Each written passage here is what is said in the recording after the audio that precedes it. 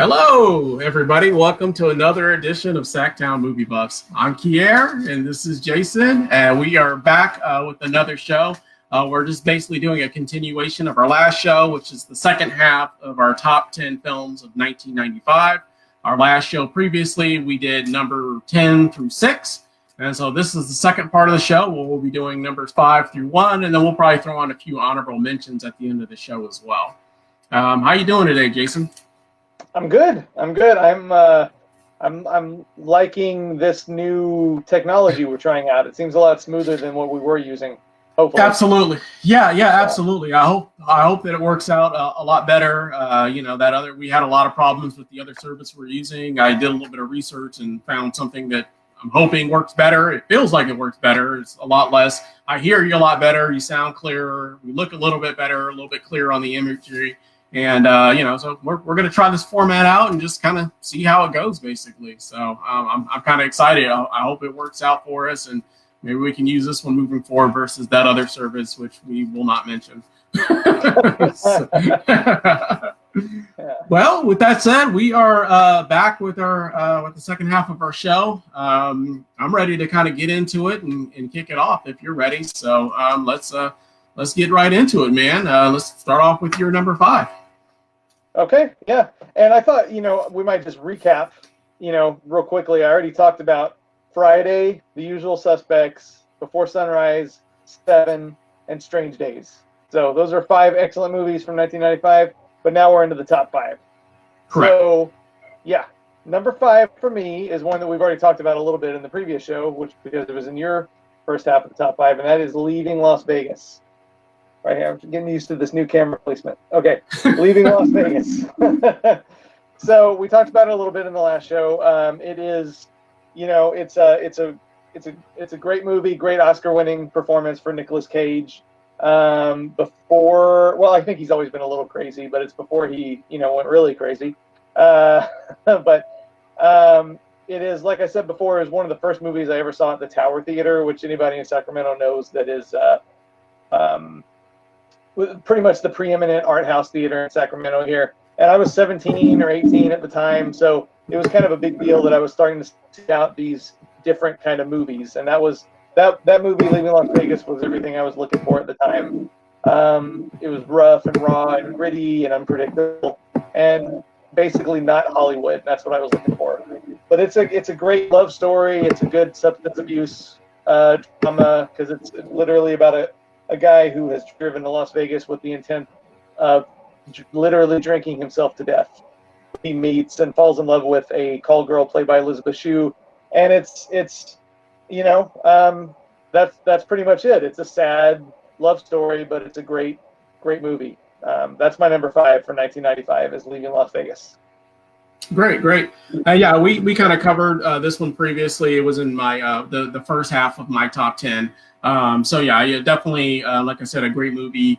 Once again, not necessarily for everybody, but I definitely do enjoy it. It's like one of those films that it's a little depressing, I guess, if you will, but it's also a great film, great acting, great story. So some people may not gravitate towards a film like that, but I still think it's a great film, which is why it was just a little bit lower on my list, only because it's a film that I think I said before, I have to kind of be in the mood to watch. It's not a get up on a Saturday morning and, let's watch Leaving Las Vegas and have a start off our day. You know what I mean? Like it's like one of those films that, like I said, with him just being an alcoholic, and it's a kind of a harrowing tale about the effects of being an alcoholic and that sort of stuff. But definitely want to check out.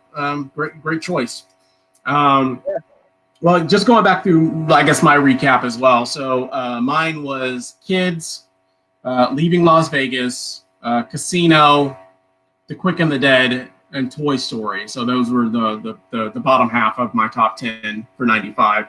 And then my number 5 is actually going to be Bad Boys. So trying to get my camera set up as well. I just love it. It's always been a fan favorite of mine. Great buddy cop comedy. Martin Lawrence, Will Smith. I think they have great chemistry on the screen. It's got a lot of great action in it. It's got some humor in it. It's very funny. You know, it's not going to win any Oscars or any awards or anything like that, but it's just like one of those films that I've always loved growing up, and just kind of stuck with me. And obviously, they've made two sequels off of it, which were also, you know, big successes as well. But yeah, this is definitely a great film, and one of my top favorite films of all time, actually. So yeah, that was my number 5. Cool, cool, cool. Yeah, Bad Boys. You know, I'm not a big Michael Bay fan, so because I got all these runners up, but it's a fun movie. I'm not a big Michael Bay fan, but I would say that it's probably my favorite Michael Bay movie. The sequel, I did not. Bad Boys 2 is in my list of probably the worst movies I've ever seen. But I do remember liking. It's been a while since I've seen the first one, but I do like it a lot. And actually, I was kind of surprised that I really, really liked the new one that came out this year, Bad Boys for Life. Probably because Michael Bay didn't direct it. Maybe, I don't know. But I was kind of surprised by how much I liked that one. But yeah, I like the first Bad Boys. It wouldn't be in my top films of '95 list though. So, but okay. All right. Well, glad you enjoyed it. Glad you enjoyed it. Well, that's the beauty of it, is that you know, all of our films shouldn't be in the tops either. So, but definitely definitely good. Uh-oh, did I lose you, Jason?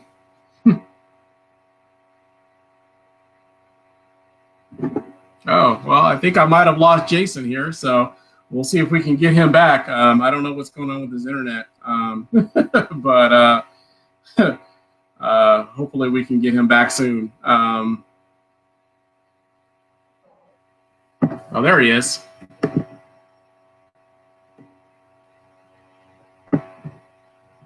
I did nothing. I don't know what happened. Okay. Oh, I don't know, man. Your internet is definitely on the fritz. I know. Yeah. Well, you know, yeah, great. Okay. All right. So your number 4? Yeah. Can you hear me? Yeah. Okay. Cool. Just checking. Getting used to this. Okay. So my number 4 for '95 is 12 Monkeys. This is another film that we kind of covered in a previous show.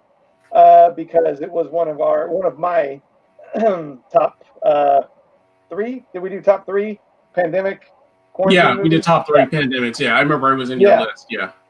Right. Yeah. Well, I love 12 Monkeys. It's one that I really liked when it first came out, and I just like it more every time I watch it. But like we talked about in that movie, in that previous show, it's about a plague in the near future that eradicates most of mankind, with the few humans left living underground. And Bruce Willis plays a convict who is forced to basically travel back in time to see if they can figure out what started, and to hopefully prevent it. So it's it's a lot of my favorite genres. I tend to like movies that involve time travel. I tend to enjoy movies that involve the end of the world in some sense. And it's also a Terry Gilliam movie, and I'm a pretty big Terry Gilliam fan. I haven't liked everything he's done, but most of what he's done I like. This is probably one of his darker films, but not his darkest by any means. But it's a really good thriller. It's got a great Brad Pitt performance, fantastic, as like a crazy person. It was one of the first roles Brad Pitt took to kind of dismantle that matinee idol persona people thought he had at the time. It's definitely a vanity-free performance from Brad Pitt, and that's what one of the things I like about it. But yeah, and it's just a really great thriller. It's got all those crazy camera angles that you come to expect from Terry Gilliam, all those crazy sets, and it's got a terrific ending. It's one of my favorite endings. So that's my number 4 is 12 Monkeys. Cool. Good stuff. Good stuff. Yeah, we kind of covered this one before. It's a film that, I definitely like and respect for what it was. It's definitely one of those ones that, is a memorable film, the one that definitely would stick with a lot of people, even though it's been 25 years since it came out. It's not one of my favorite films personally. I like it. I thought it was good. It wouldn't make my top 10 or in my runners-ups probably, but it would definitely be in my top 20 probably for that year, which is pretty good because there's probably at least, over the years, I've probably seen, I'm sure, over 100 films from '95. But so it would make my top 20. It just wouldn't be in my top 10 or anything like that. But yeah, great story. I thought the acting was good. I enjoyed it, but it just falls short of my personal top 10 as well. But good. Right. Cool. My number 4, in a completely different direction, is going to be Braveheart. So yeah, it's a great film. Obviously stars Mel Gibson. Most people have probably seen it. It won a bunch of awards, including Best Picture for the year. So it was definitely a big film for '95. Not my favorite film of the year, but definitely my top 5. It's one of the ones that I would give 5 stars out of 5. It's one that I love. It's a great battle movie. One of those, there's so many of those movies that are like that now. But I think this one kind of came out before that. There was a lot of the great battle ones, because now you've got them all over the place. The Troys and the Gladiators and all those other ones that came out since then. Don't forget Game of Thrones. And Game of Thrones, that right? was like one of the first movies that like just had huge armies like crashing into each other. Yeah, I always love those. They're always gritty, grueling, people dying. I mean, sometimes you do have some issues with you can't really see what's going on because it's just a bunch of big groups clashing together, and you're like, what's happening? What's happening? And there wasn't so much of that in this one, but like I said, it's a great story, great film. And back when everybody loved Mel Gibson, he's over the years he's made a lot of unsavory comments and that sort of stuff, but he's still an actor that I still watch a lot of his films. Still enjoy seeing him on the screen, and he's also a really good director as well. But that's my number 4 is Braveheart. Cool. Yeah, I like Braveheart.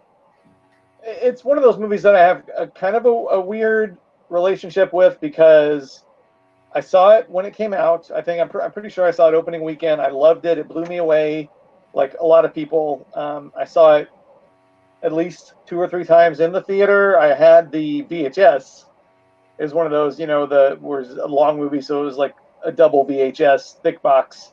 I had that, but I never upgraded it to DVD or Blu-ray, and I haven't felt like I wanted to watch it in a really long time.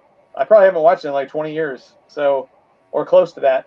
And I think maybe it's because of the whole Mel Gibson thing, because, like you said, at the time everybody loved him, but he's one of those actors that has gotten in kind of trouble over the years and just has an unsavory reputation. Not that I refuse to watch his movies, because I've liked a lot of his movies. In the past few years, even like I'm trying to remind myself the name of that movie he made recently that I liked, but so I don't have anything against Mel Gibson to where I refuse to watch his movies. I just haven't felt like watching Braveheart in a really long time, so I can't really say what I feel about it right now. But I mean, at the time, I sure loved it. So, absolutely. Yeah. Well, yeah. Well, that's great. That's great. Like I said, it's one of my favorite films, and I still enjoy it. I still like Mel Gibson as an actor. I probably wouldn't care for him as a person so much these days. I mean, he says a lot of really wacky, crazy stuff. So, but as an actor, he's always been a good actor, pretty good director. So he's made a lot of films that I also love that he directed. But we'll save that for another day, I guess. Yeah, and it was Bloodfather. Bloodfather is the movie. Oh, yeah, that's right. I really like that, and it even seemed like he was trying to kind of correct himself on some issues there. And I have no problem going back and revisiting the Lethal Weapon movies or Signs. I just haven't felt like watching Braveheart in 20 years. What can I say? I don't know. All right. Fair enough. All right. Well, I think we're already on number 3 at this point. Okay. Yeah. So my number 3. That's correct. 1995 is Spike Lee's Clockers. So this is, I think, is a great movie. It is, I think it's one of Spike Lee's best movies. Unfortunately, it's one of his least known movies. It kind of came out and disappeared for the most part. But I do think it's one of his best films.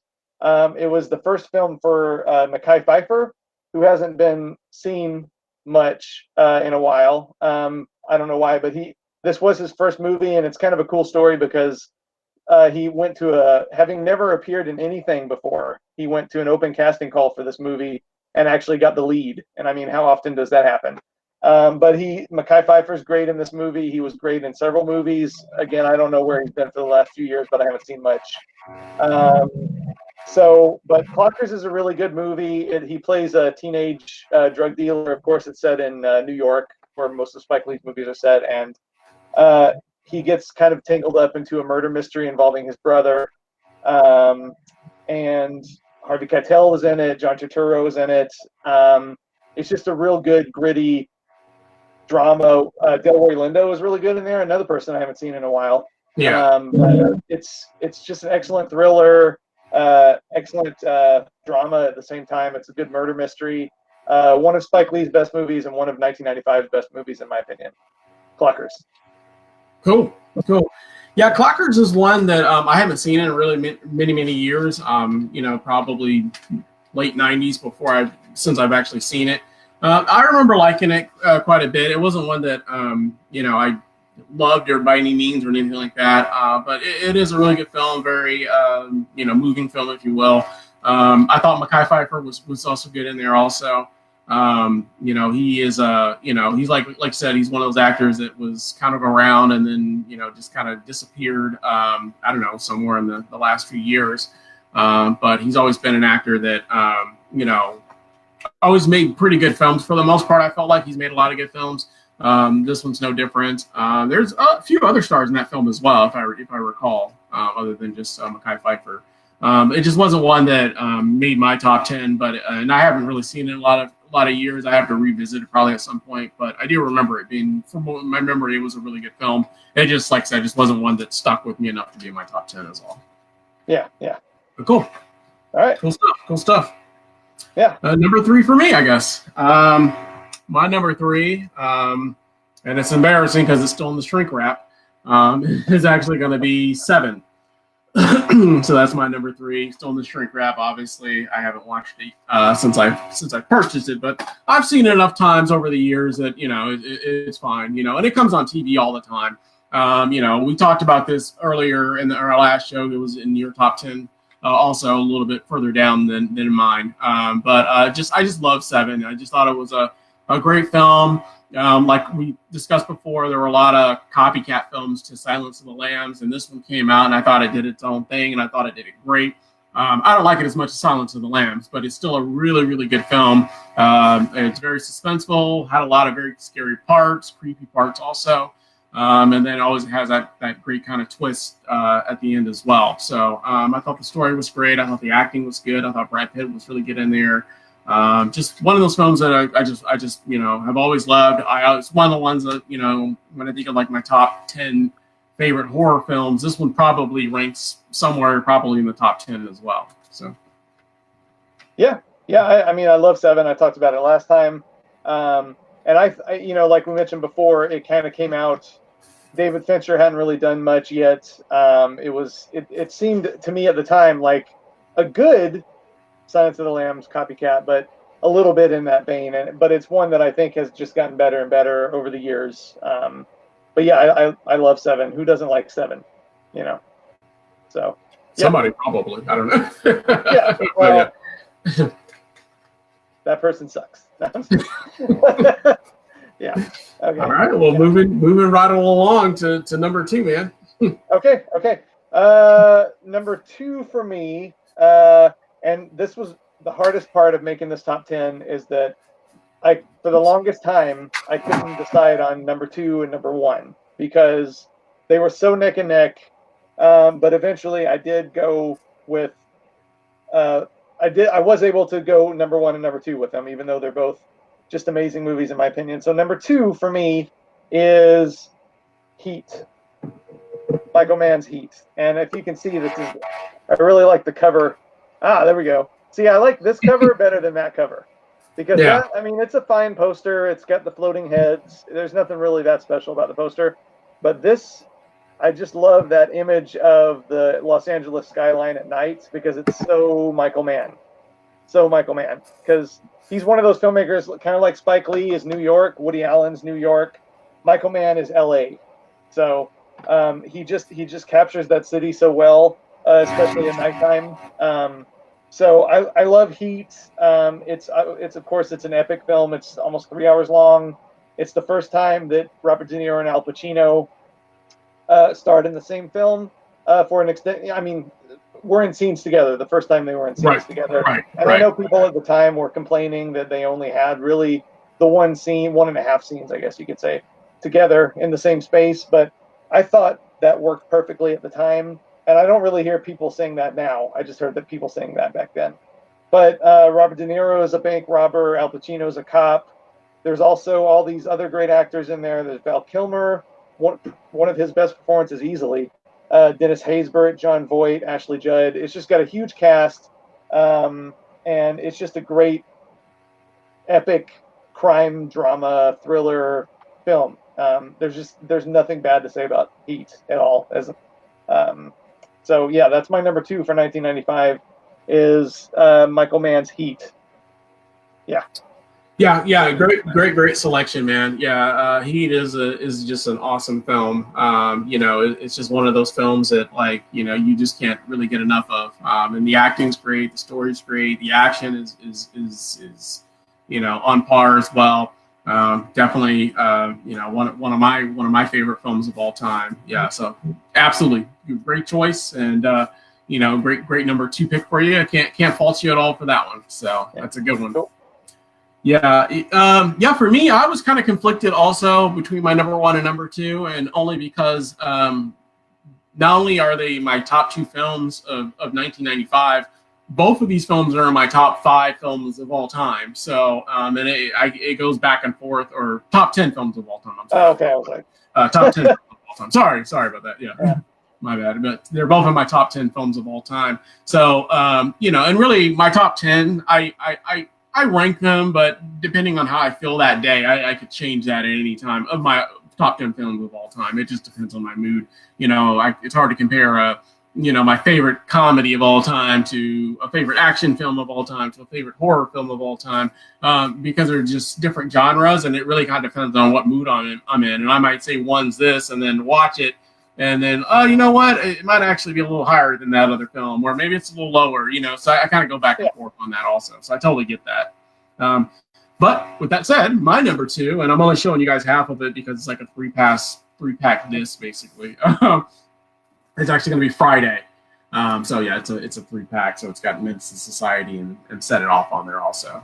But 2 films that I also like. So all good movies. 3-pack. So what's that? Yeah, I said all good movies. Yeah. So I just got the 3-pack because they're all films that I love, and I'm sure those other 2 films will appear somewhere in a show coming soon at some point probably. Yeah, I just love Friday. It's just a great film. I know it was in your top 10 for that year, a little bit, further down, obviously, I think like number 10. But for me, it's one of my favorite comedies of all time. It's just like one of those films that I saw, when I was like, 17 or whatever. And I just loved it from the get-go. It's like I said, it's one of those rare times where I watch a film and then I immediately want to watch it again, like, an hour later, because I just enjoyed it so much. I'm like, oh my God, I gotta see that again. That is just so funny. I just laughed the entire time. And I like that it brought a fun, a little bit more of a light feel to, some of those other films like Menace to Society or, Set It Off, where the characters are kind of set in the hood or the ghetto or whatever case may be. But they're always so serious, you know what I mean? Boys in the Hood, they're always like really serious films. And so this one was more lighthearted. There are some serious elements in it. There's definitely some things that happen to the characters with Chris Tucker and Ice Cube, and they get into trouble, and they definitely some people come looking for them, that kind of stuff. So there are some serious elements to it, but overall it's still a really lighthearted film, and it's still really funny, really fun. It's got some of the classic lines that kids use today, the bye Felicia, and it's Friday, you ain't got no job, you ain't got nothing to do, you know, that kind of stuff. All that stuff. I don't think that's an exact quote there, but I get That's not the exact quote. That's the PC version of it. But yeah, that's the PG rated version. Yeah. But yeah, it's just like one of those films that, you know, like I said, it gets you know, the Bye Felicia stuff came out of nowhere. That just came out in like the last 5 years. I've been hearing people saying that kind of stuff. You know, that was like a weird reference that came out for a film that was made 20 years prior. You know what I mean? But now it's like everywhere. I hear that all the time now. Yeah, exactly. You know, people say it all the time. You know, so there's all those great references that are in that film that people still use. You know, the don't go in the bathroom for 25, 35 minutes. You know, that kind of stuff like that. You know, like there's all that. People say all that stuff all the time. So you get all those great pop culture references. And like I said, that's just one of the main reasons why it was my number 2 film for 1995. So.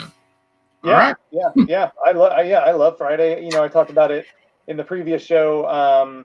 Again, like you said, I like that it serves kind of a counterpoint to the really heavy film set in South Central LA, and it kind of shows that you know, even though it is about violence and it has an anti-violence message, it's also just trying to show that, like, you know, people are just leading regular lives too at the same time. You know, so I really like that. And I liked how well it juggled the tone. You know, I talked about last time that it switches gears between like the silly comedy and like the serious elements, and it does it really well. You know, really, I mean, it changes gears like constantly, and it doesn't feel like a mess at all. No, not at all. Pretty impressive. Yeah. Not at all. Yeah. Cool. Great choice. Yeah. Thank you. All right, and number 1, moving right along. Okay, so my number 1 for 1995. Again, it was really hard to pick this, and I didn't think this was going to be the number 1. I knew it was going to be in the top 10, but when I was ranking these, it just kept rising to the top, and I didn't think it was going to be the number 1, but it ended up being the number 1 because I couldn't put anything ahead of it. My number 1 for 1995 is Dead Man Walking. So this is it's probably more well-known than like Clockers, for instance, but it's another one that I think a lot of people may not know about these days. It won some Oscars for sure. I know Susan Sarandon won Best Actress for this movie. She plays a nun based on a real character, a true story, and she is counseling a death row inmate played by Sean Penn, who murdered 2 teenagers. And it's just a perfect movie. There's not a single false note anywhere in it. The performances are flawless. Sean Penn and Susan Sarandon are great. I think Tim Robbins does a really solid job of directing, and I wish he would do more directing because he hasn't done a whole lot of directing since then. The soundtrack is excellent. The entire cast is good, and I really appreciate how balanced it is because personally, I am opposed to the death penalty, and I think ultimately the film is presenting that viewpoint, but it's not one that shoves it down your throat. It doesn't stack the deck one way or the other. Like it's not like he's actually innocent or he's a victim of the system or anything like that. He really did it. He really killed 2 teenagers in cold blood, and it doesn't sugarcoat it. Spoiler alert. Also, sort of, not really. But you know, it doesn't sugarcoat that fact, and it ultimately lets you make your mind up about how you feel about the subject. So I think it's a really special movie in a lot of ways. And again, like when I was pulling all these films off of my shelf, I didn't necessarily think, well, that's a lot for number 1, but when I was ranking them, I could not put anything above it. So it's my top number 1 film for 1995. Cool. Yeah, I like Dead Man Walking. It didn't make my top 10 or my honorable mentions, but it's a very heavy, powerful film. I thought the acting is really, really good in there. It is one of those films where I really enjoy and definitely appreciated what it brought, and you know, like I said, it is a really good story. Definitely one that I would recommend that people check out if they haven't seen it before. I don't have anything negative to say about it. It just didn't, you know. Like I said, it was really hard for me to even pick a top 15 You know, and it just didn't make you know, my top 10 or my other 5 honorable mentions, which we'll get into in a minute or two. But it was definitely a great film, great story. And like I said, I don't have anything negative to say about it, no flaws in it or anything like that. It was just one of those films that just kind of like, I appreciated it for what it was, but it just wasn't a film that I felt the need to revisit or would want to watch again personally. Um, I kind of, you can say the same thing about Leaving Las Vegas, because that's really kind of more depressing also, but that's one that just resonated a little bit better with me for some reason. So it's all. Yeah. But great choice. Great choice. Thank you. Well, my number one, and we've already kind of basically alluded to or talked about it earlier. And like I said, this is one of my all-time favorite films of all time. Like this was a really, really tough year for me, 1995, to pick a top 10, because like I said, there are like at least 4 or 5 films that would probably make my top, you know, 50 films of all time easily. So it was really, really hard to narrow this down for me. You know, and I might feel this way about every year, but this is the only year I know for sure where there's like 2 films that came out that were automatically in my you know, all-time top 10. So for me, it was really, really tough. But my number one for 1995 is going to be Heat. So it's the other cover, not the one that you have that has the great great LA backdrop and that sort of stuff. Let's let people vote who has the cover on the DVD. Yeah. But I don't know. I like this cover because it has the actors actually on it. But I don't dislike your cover. I like that it has the actors actually on there that you're gonna be watching the film. So you're like, oh man, this is gonna be something sweet. But no, I love it. You know, like I said, it's one of those films where every time I buy a new sound system or a new stereo or sound bar or whatever, and I want to test it out, there's a scene. A bank robbery scene towards the latter half of the film, and I have to put that scene on like every single time because it is just so like just awesome. Like it's just loud, it's noisy, the violence is just, I mean, it's just crazy. And you know, there's been so many films that have replicated this style where you have like 4 or 5 you know, criminals, bank robbers, and then you always got to have the 4 or 5 like cops, and it's one of those rare films where they try to show both points of views, you know, from both sides. So you have their crew and they have their crew. They usually favor a little bit more towards the criminals more, but you know, it's one of those stories where definitely you get to see both characters, both sides of the law. You know, I think Den of Thieves is another one that's similar to that. What's the other one? The Town is another one that's pretty similar to that one as well. And I just like those types of gripping stories where you kind of get a walk in both of their shoes, you know, and you know, it's like one of those films where none of them are really perfect people. Even the guys on the cops, you know, they got their issues as well. You know, they got their problems with drinking or marital problems or whatever case may be. So they're kind of flawed also. I mean, they're, you know, upholding the law. And then you have the criminals where, you know, they show a human side of them as well. So they're not just totally bad people, you know what I mean? They're also they're bank robbers, but they also have, you know, they have their wives, they have their girlfriends, they have their lives that they're trying to live also. And I think it's just a great film that it encompasses all of that. And it is 3 hours long, but I feel like you needed that time in order to show both of those walks of life, and that's just what makes the film so great, in my opinion. So yeah, I don't think it's too long. Yeah, no, not at all. It breezes by for me. I can pull it out and watch Heat any time of the day, really. You know, I don't think it's too long, and there's a lot of films that are 3 hours that I feel like just breeze by, and this is definitely one of the ones. So cool. Well, that is my number one. Yeah. So, well, at this point, I was just going to rattle off some quick honorable mentions that I had. I'm just going to kind of just go through them and maybe just, you know, quickly say what I liked about them or whatever case may be. So these are the ones that just kind of missed the cut. So if you had like 11 through 15, these would be the ones. So the first one would be The Usual Suspects, which we've already covered on our list before. It just missed my cut, but a great film nonetheless. Has one of the best twists in American history. It's got a great twist at the very end. It's got a great story. I watched it a couple nights ago just to kind of refresh myself with it, and I'm glad that I kept it here and not in the top 10. I still love it a lot, but there are definitely some things that I noticed watching it back again, 25 years later or whatever case may be, that I was like, they maybe could have did a few things here and it kind of made a little bit more realistic, if you will. But it's still a great story. I still enjoy it. But like I said, it just didn't quite make my top 10. The next one is actually a comedy. It's Tommy Boy, with Chris Farley and David Spade.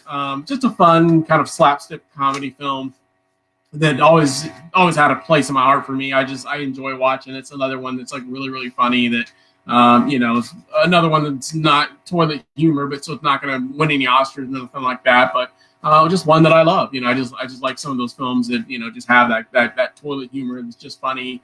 And it has like a lot of those classic lines too. The fat guy, little coat, stuff like that. So it's got some of those lines also. Number 3 for me is going to be Dead Presidents. So that is another really, really good film, another bank robbery film. And I think we talked about this before, but it's also slightly a bag of money film also, which just one of the ones that I totally forgot was a bag of money film also. I really enjoy Dead Presidents. It's a great film, stars Lorenz Tate. It's got a lot of different elements to it and a lot of moving parts. And it's another one that has a really, really good bank robbery scene that's just really loud and noisy and just awesome as well. So it's another one similar to like the one in Heat. And then number 4 for me is going to be Tales from the Hood. So which is basically the hood version of Tales from the Crypt. So it's basically another one of those anthology films where it's got a couple different stories. With anthology films, obviously some stories are always better than others. But this is one of those great ones, and it has a really great twist as well in it. So it gives kind of a walk of life of, like a gangbangers and that sort of stuff. But they all have like little snippets. It's got David Lavin Greer in there who plays a bad guy, which is really, really funny. And he plays a really good bad guy, actually. Yeah. I don't know if I've ever seen David Allen Greer as a serious bad guy before, but he's always been known for, In Living Color and comedy and stuff like that. But he plays a really, really good bad guy in there also. So that's another one that I really enjoy. If you get a chance to check out Tales from the Hood, I definitely recommend it.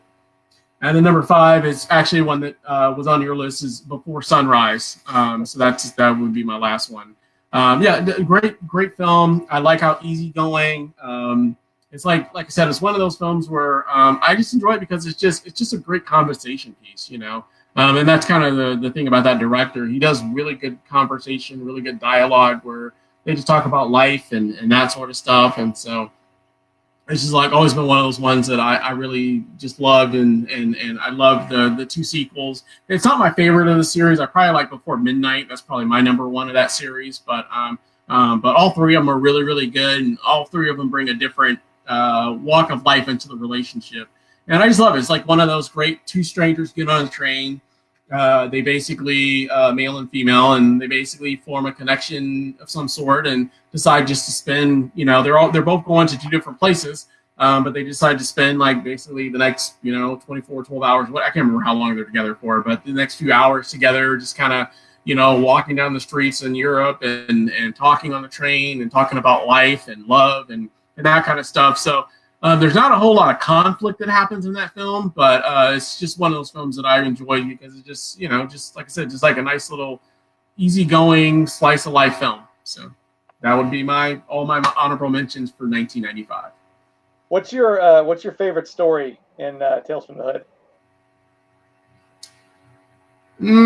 It's hard to say because I kind of like the gangbanger story because that's the one that has the twist, if you will. So I kind of like the framework. Story. Yeah. So for me, that's probably my favorite story. Is the framework, the beginning and end of that is probably my favorite story. But I always love the David Allen Greer story. I don't know why. That's the one that I always comes to my head. I just love how he's like this bad guy, and he's like a child abuser and a spousal abuser, and you know what I mean, stuff like that. And I love that story. So yeah. What about you? Yeah. Oh, probably the David Allen Greer one. I like all of them. Yeah. I love Tales from the Hood. But I think the David Allen Greer one about the abusive stepfather is probably my favorite. Yeah, And like you said, it was it's such a serious, but it's serious, but it's almost funny. play a You know what I bad mean? guy because he was primarily known for, and he's still primarily known for comedy. So, say again? I You was saying, froze up yeah. there I for a mean, second. I said he's a bad guy, but Oh, it's almost comical that he's a bad guy. You know what I mean? Like it's like he plays a good bad guy, and there's nothing wrong with acting, but it's almost comical that he is a bad guy, and I just love his character. You know what I mean? Like he just has these lines that just like make me laugh. You know what I mean? When he's like talking to like the wife and the teacher and that sort of stuff. It's just really funny. So and it's yeah, just really great stories. I like that one a lot. yeah, yeah. Cool, cool. Okay, so my runner-ups, uh, I've got 10 of them 25. actually. Yeah, I've got 10 of them, so I'm going to run through them pretty quick. So I guess in essence, I did a top 20 for 95 because it was a really good year. What can I say? And these aren't the only other 20. These aren't the only 20 movies I like in that year. It's just the ones that I could not bear to not mention in some way. Okay, but I'm going to run through them really fast. All right, and they are loosely ranked. So there's Smoke, which is one of the hidden gems of '95, in my opinion. Uh, Back in the late '90s, early 2000s, these kind of movies were very popular, where there's just a lot of characters that intersect and several storylines that intersect, and this is one of those movies. It's easily one of Harvey Keitel's best performances. It's just one of those intersecting storyline movies. I love it. I love it. I got to go quicker. All right. Babe, I think, is a great movie. That's one of my favorite movies in '95. It's one of my favorite family films. It's just it makes you feel good. The Brady Bunch movie. All right, Brady Bunch movie. I I remember watching the Brady Bunch a lot when I was growing up. I really appreciated this movie's kind of sarcastic take on the Brady Bunch, I guess you could say. I wasn't expecting that at all. I remember going to see the movie and being totally surprised that it was set in the '90s with the Brady Bunch still living like they're in the '60s, and I thought it was really funny that way. Clueless. I think Clueless is a. I mean, who doesn't like Clueless? Great movie. Uh, One of my favorite teen comedies for sure. Um, the Celluloid Closet, which is a really good documentary that kind of goes over the various ways that gay people have been depicted in the movies over the years, from being demonized to being hidden in code. It's a very interesting movie if you like Hollywood history. Uh, Welcome to the Dollhouse, another movie about another preteen, I guess in this case, a very dark comedy about uh, junior high, which I know is rough for a lot of people. It definitely was for me. Um, and then Tales from the Hood in my runner-ups for sure. This is a Blu-ray that's autographed by Rusty Cundiff. Excellent movie. Love it. Love it. Toy Story. I don't need to go into detail about Toy Story. Everybody knows Toy Story. Uh, Safe. I really like this movie, Safe. It's one of Todd Haynes' best movies. One of Julianne Moore's first leading roles, if not her first. It's kind of a Twilight Zone, kind of sort of a horror movie. Not exactly a horror movie, but it's about this woman that suddenly develops an allergy to pretty much everything in the world, and about her debilitating health over that period, or maybe it's just in her head. I don't know. It's a very weird movie, a very cool movie though. And lastly, Kids, that you already mentioned. So, yeah, just a good, disturbing movie, and I would love to see the movie that paired these characters up. Yeah, kids. That would be. I don't think these kids would get along with each other very well. Yeah, but if these movies could, like, cross into each other's worlds, that would be pretty interesting, I think. But those are my runner ups for '95. Great choices. Great choices. Yeah. I still can't get over that you put Babe over Toy Story, but that's you. And Dave's got like 100% on Rotten Tomatoes or something. It's great. I don't know, man. I think the Toy Story is definitely the leader in that one. But I haven't seen a couple of those ones, or don't remember. I don't think I've seen the Celluloid Closet, and I don't remember Safe. If I've seen it, I don't remember it. So I don't remember about that one. I vaguely remember Smoke. I remember liking it but not loving it. I love Clueless. Clueless is I've always enjoyed Clueless. That's a good one as well. That one would be in my top 20 easily for 1995. I don't know if I had 45 honorable mentions like you did, then maybe it would have popped up in there. But whatever. but no, those are great lists. Those are some great films. I definitely can't fault any of the ones that I've seen. Obviously, I think I've liked all the ones I've seen. I didn't dislike any of them. So good choices there for sure. Cool. Yeah. Cool. Well, cool. Well, hopefully this podcast worked out better than our last few. So we'll find out shortly. But we just ask that you guys just continue to keep watching and subscribing as we continue to make these subtle tweaks and changes. This is hopefully going to be the new platform that we're using for the time being, unless something else better comes along. But so far I like this one a lot better. So we'll see how it goes. Anything you wanted to add, Jason, or? No, just that I'm enjoying this. I'm looking forward to doing the list for 1996.